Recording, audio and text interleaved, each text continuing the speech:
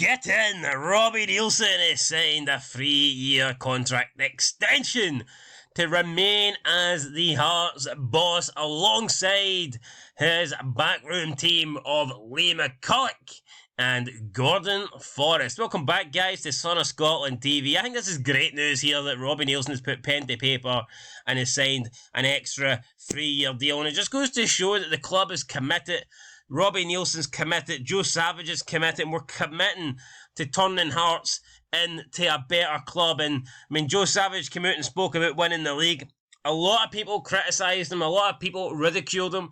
I think I made a video, like, pretending to, mock the guy. But at the end of the day, you have to have ambition. I mean, what is the point of us purely wanting to exist, just exist and feed on the scraps of the old firm? That's no sort of existence. That's bullshit.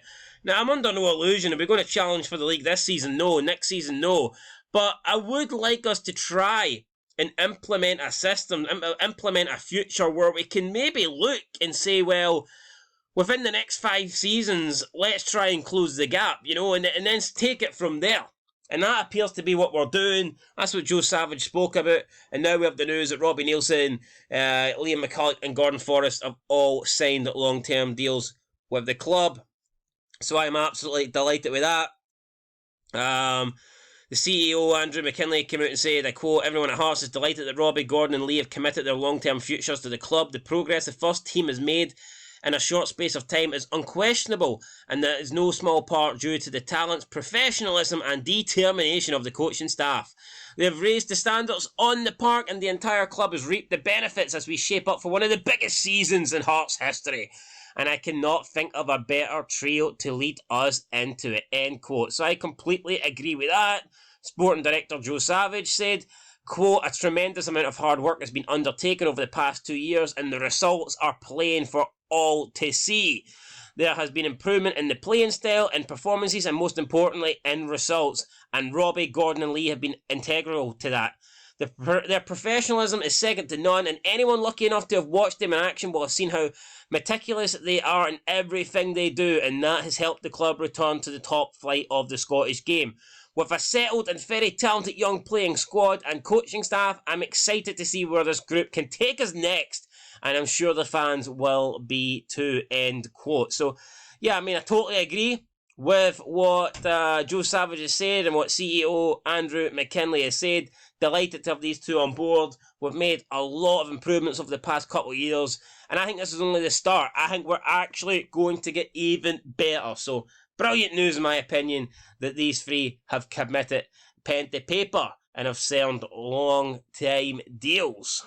Now, moving on to our European journey this season, I just wanted to give a quick update because we have found out our potential opponents. Now, yes, the number is pretty high. We haven't been able to narrow it down, but I can confirm that Hearts will be playing one of the following 14 teams in the Europa League playoff round. Now, we all know if we win that, we go into Europa League group stage. If we lose it, we go into Europa League conference group stage. So we're guaranteed group stage football nonetheless.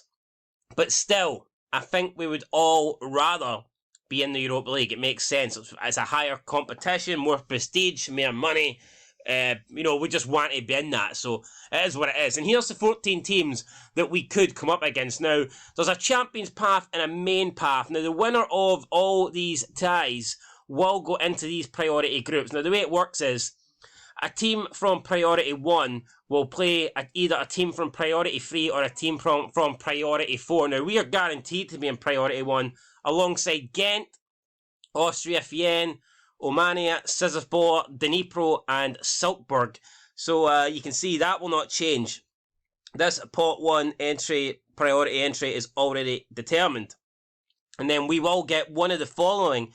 Either the winners from the Champions Path match 1, 2, 3, 4 or 5, or the winners from the main path qualifying section of either match 1 and 2.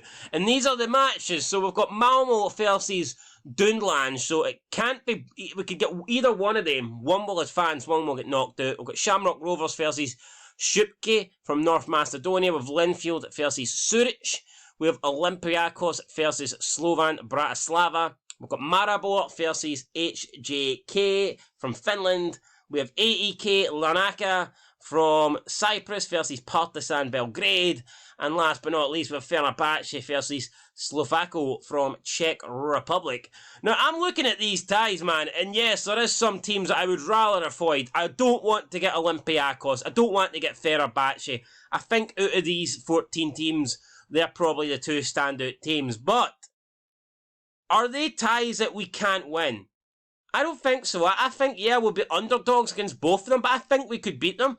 And that's assuming that we get the hardest tie possible. I mean, there is a lot of teams here I would fancy us to beat. So this gives me a lot of optimism, and it's kind of changed my opinion. Going into the season, I thought we would more likely get eliminated from the playoffs in the Europa League and go into Europa League Conference group stage. But now, I'm actually confident. Even if we get the worst draw scenario, I still think we've got a decent chance of qualifying into the actual Europa League. So, yeah, we'll be getting one of these 14 teams. We will not know until, I believe, the draw is made on the 2nd of August.